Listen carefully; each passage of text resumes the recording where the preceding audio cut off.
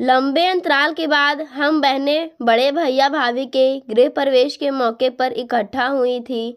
भैया भाभी का स्नेह ही तो है जो हम बहनें यहाँ आने से खुद को रोक नहीं पाती थी। सामने की दीवार पर अम्मा की हार चढ़ी तस्वीर देख हमारी आंखें छलक आई थी। अम्मा का लगाया हुआ तो है ये हमारा प्रेम का बगीचा, जिसकी स्नेह भरी छाँव में हम बेटियां भी सुकून पाती हैं। इतने बड़े परिवार की रीढ़ थी हमारी अम्मा, दादा दादी के साथ पापा के 3 भाइयों का परिवार। हम सब मिलजुल कर रहा करते थे।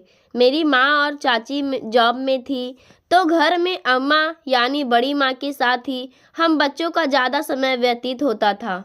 हम सब भाई बहनों में इतना प्यार था कि हमारे बीच फर्क करना मुश्किल था कि कौन किसका सगा है और कौन चचेरा भाई बहन है। इसी स्नेह बंधन से हम आज भी जुड़े हुए हैं। आज इतने वर्षों के बाद भैया भाभी को देखकर वही प्यार और रिश्तों में ताजगी का एहसास होता है। पहुंचने पर जब भाभी ने मुस्कुराते हुए हमें गले से लगा लिया तो अम्मा की यादें जहन में ताज़ा हो गई। जब घर के बड़े बेटे अरमान भैया संग सुनैना भाभी ब्याह कराई थी, अम्मा ने उन्हें कितने प्यार से अपनाया था।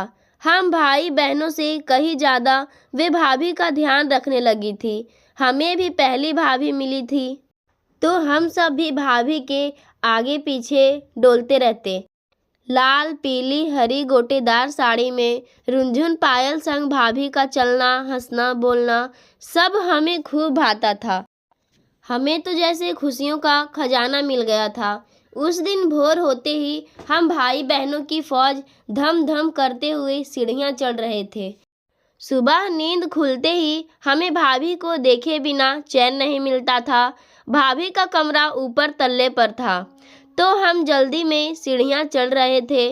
अरे अरे, कहाँ चल दिए तुम लोग? अम्मा की आवाज़ सुनते ही हमारे कदम ठिठक गए। वो अम्मा, हम भाभी से मिलने जा रहे हैं। हमने थोड़ी दबी जुबान से कहा।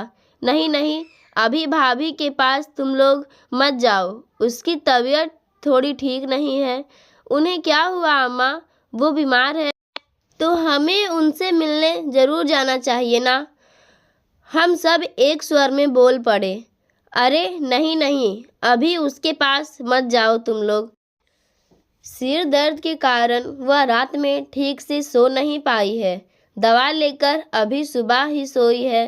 तुम लोग के वहाँ जाने से उसके नींद में खुलल पड़ जाएगी। अम्मा, हम उन्हें जगाएंगे नहीं, बस भाभी को देखकर हम चुपचाप चले आएंगे। हमने अम्मा की बात सुनकर बड़े भोलेपन से कहा। ठीक है, पर मैं भी तुम लोगों के साथ चलती हूँ। तुम लोग वहाँ पहुँचकर शोर बिल्कुल मत मचाना। दबे पांव जाकर सिर्फ भाभी को देखकर लौट आना। हाँ अम्मा। अम्मा की सहमति पाकर हम सब बेहद खुश हो गए थे। हम सब अम्मा के पीछे पीछे हो लिए। दबे पांव हम भाभी के कमरे में दाखिल हुए। पीली गोटेदार साड़ी पहने भाभी बेखबर होकर अपने बिस्तर पर सो रही थी। रोशनदान से छन कर आ रही सूर्य की रोशनी में भाभी का चेहरा बेहद खूबसूरत लग रहा था। हम सब खड़े होकर चुपचाप भाभी का मुखड़ा निहार रहे थे। अचानक छोटा भाई बंटी वहां पहुंचकर जोर से चिल्लाया, भाभी! अम्मा जब तक उसे डांट कर चुप कराती है। भाभी चौंक कर जाग गई। अम्मा के साथ साथ हम सबको एक साथ देखकर भाभी थोड़ी हैरत में आ गई थी। आप लोग खड़े क्यों हैं? बैठिए ना। भाभी की आवाज़ में दर्द साफ झलक रहा था। अरे सो जाओ, हम सब तुम्हारा हाल चाल लेने आए थे। इसी बदमाशी ने तुम्हें जगा दिया। अम्मा ने बंटी की ओर इशारा करते हुए भाभी से कहा। नहीं अम्मा, अब नींद नहीं आएगी, भाभी ने बूझे स्वर में कहा तो अम्मा जबरदस्ती भाभी को बिस्तर पर लिटाकर उनका माथा सहलाने लगी। हम वहीं चुपचाप खड़े थे। भाभी को तकलीफ में देखना हमें भी अच्छा नहीं लग रहा था। तभी भाभी, ओ बड़ी भाभी कहाँ हैं आप? बुआ जी की आवाज़ हमारे कानों में पड़ी। बुआ जी का घर हमारे घर से कुछ ही दूर था। रविवार छुट्टी वाले दिन ही वे अक्सर हमसे मिलने आया करती थी। हम सब दौड़कर बुआ जी के पास पहुँचे और भाभी का हाल बताया। बुआ जी भी भाभी को देखने हमारे साथ चल पड़ी। बुआ जी के वहाँ पहुँचते ही भाभी ने तुरंत उठकर उन्हें प्रणाम किया। बहुत ज़्यादा तकलीफ़ है तुम्हें? बुआ जी ने भाभी से पूछा तो उन्होंने सिर्फ सिर हिलाकर हाँ कहा। हाँ, इसे बहुत ज़्यादा तकलीफ़ है। सिर दर्द के कारण ये ठीक से सो भी नहीं पाई है। जाने क्या रोग लग गया इसे घर में। माँ तो इसकी अब रही नहीं तो बेचारे पापा अकेले क्या क्या संभालते। बच्चे अपना दुख दर्द उनसे ही तो बांटते हैं, अम्मा कहे जा रही थी। तो आप बन गई है ना इसकी माँ। संभालिए अपनी प्यारी बहू रानी को। बुआ जी के व्यंग्यात्मक लहजे को हम उस समय ठीक से नहीं समझ पाए थे। जब अम्मा भाभी के कमरे से बाहर आई तो हमने बुआ जी को फिर से कहते हुए सुना, भाभी, बहू को इतना लाड प्यार देना ठीक नहीं। ज़्यादा छूट देने से उसका सिर चढ़ जाएगा। बहू है, आपके दुलार करने से वह बेटी नहीं बन जाएगी। फिर बाद में आप ही को पछताना पड़ेगा। मुझे देखिए, मैंने अपनी बहू पर कितना नियंत्रण रखा है। मजाल है मेरी मर्जी के बिना एक पत्ता भी खड़क जाए। अम्मा ने बुआ जी की बातों का जवाब तो नहीं दिया, केवल सिर हिलाकर उनकी बातों का समर्थन कर दिया था। हमें समझ नहीं आ रहा था कि बुआ जी ऐसा क्यों कह रही थी। उनके जाने के बाद हमने अम्मा से पूछ ही लिया, बुआ जी भाभी के बारे में ऐसा क्यों कह रही थी? क्या सचमुच भाभी का सिर चढ़ जाएगा? क्या आपको सचमुच बाद में पछताना पड़ेगा? हमने बुआ जी की ही कही बातें सुनकर अम्मा से वही सवाल एक बार में पूछ डाले। नहीं नहीं, ऐसी कोई बात नहीं है। ये बुआ जी की अपनी सोच है।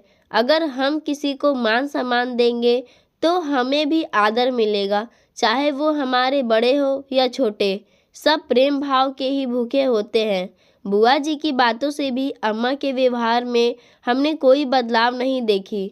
वो जितना हमें प्यार देती थी उससे कहीं ज़्यादा भाभी का ध्यान रखती थी। हाँ, बुआ जी के सामने अम्मा थोड़ा गंभीर बनने का नाटक जरूर करती। बुआ जी के जाने के बाद अम्मा का फिर से वही व्यवहार हो जाता, जिसे देख हम भाई भी खूब राहत की सांस लेते। नई भाभी के साथ हमारे दिन बड़े मजे में गुजर रहे थे। भाभी के मित्रवत व्यवहार के कारण वो हम सब की चहेती बन गई थी।